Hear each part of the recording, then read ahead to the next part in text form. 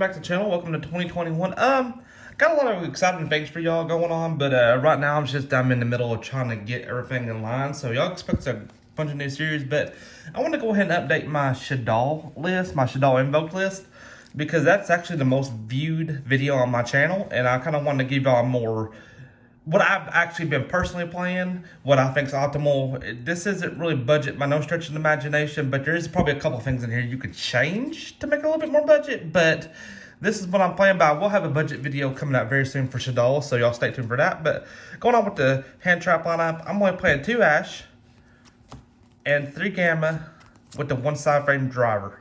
Now, I don't think this is going to be a real good format to where you need to keep on clunking on hand traps, but Ash is just does its job pseudo-wise to stop, and the side frame package is really never dead as long as you play Shaddoll, because you can use it for construct material.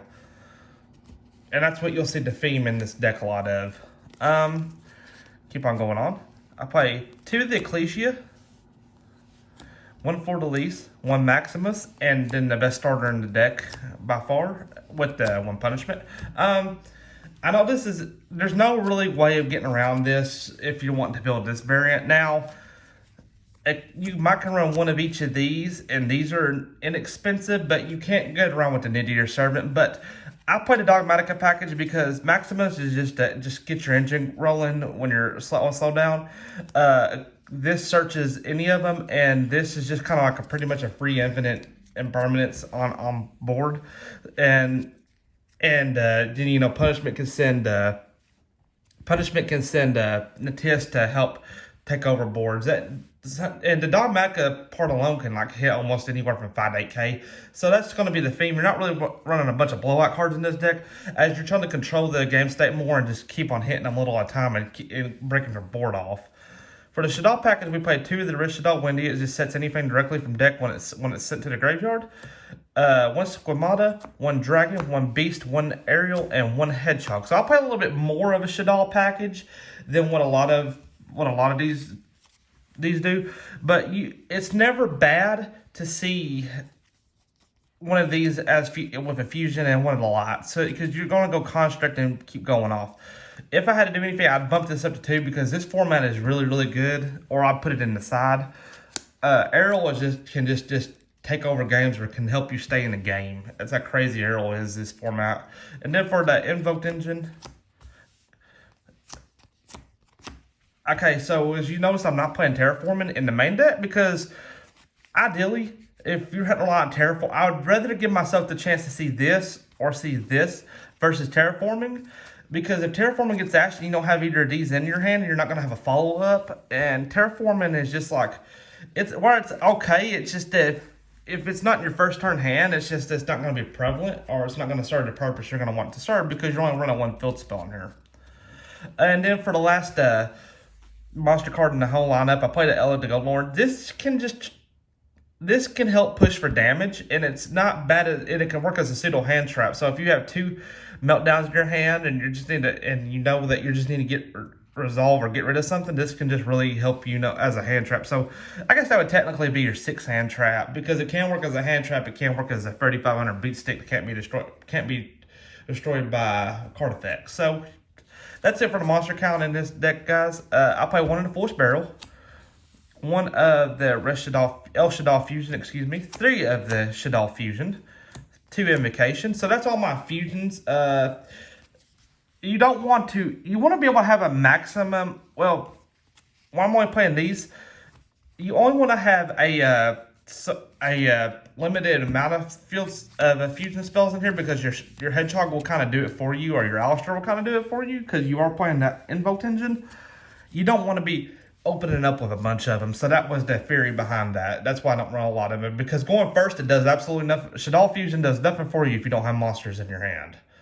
And then I played this because this is kind of a pseudo starter itself, Foolish Barrel, because you could send the Elec the Golden Lord, or you could send any of your Shaddoll monsters, or even you can send Driver if you have Gamma in the hand, just to keep from just to play around Ash. So that's really good.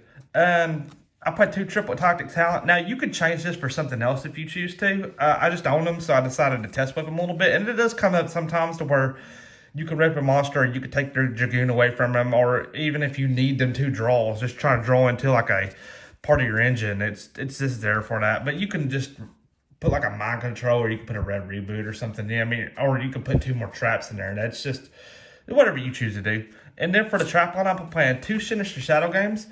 This just really keeps Turbo and Aerial. Like Foolish Barrel, I didn't say that a while ago, but Foolish Barrel can just Turbo Aerial to manipulate the game state. So can't this, and it can change the monster's battle position. Dynamiscus, because it's just good spot removal. It just removes what your problem on the field, and off the bat. Because if you're having trouble out and out the Mystic Mine or out and out anything, you can basically just set 2, just keep a couple cards in hand, and then this will just get you back into the game.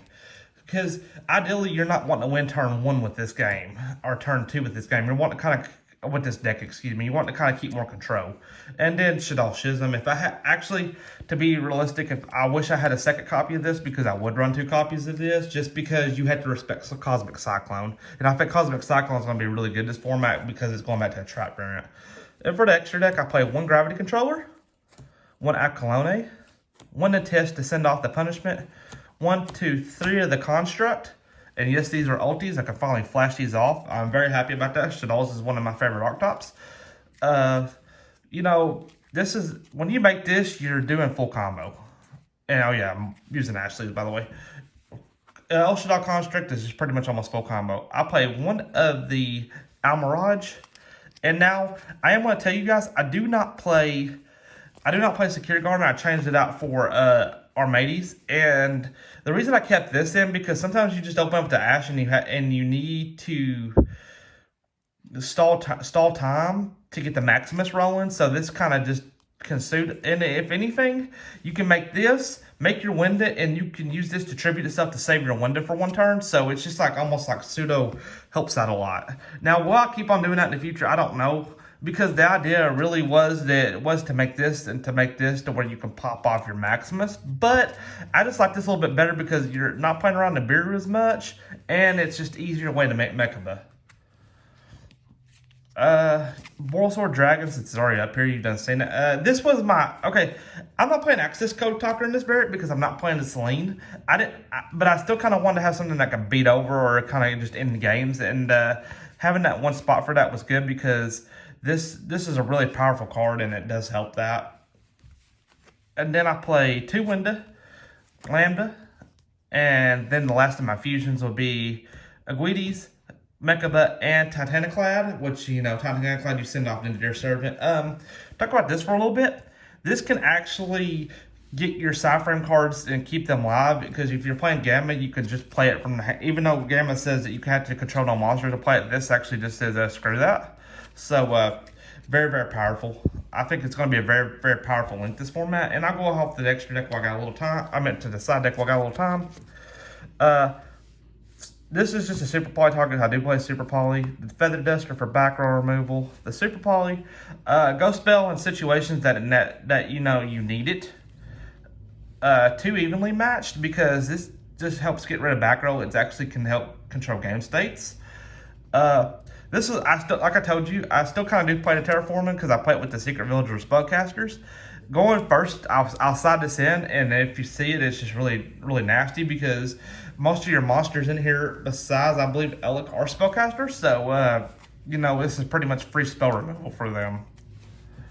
And 2 Lancia and 2 Prohibition.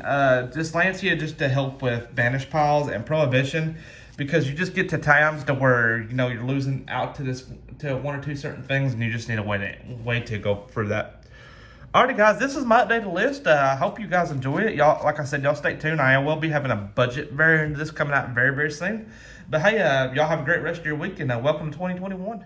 I feel the waves cut through me, hypnotized by the sounds I'm breathing in. Hold tight, can't make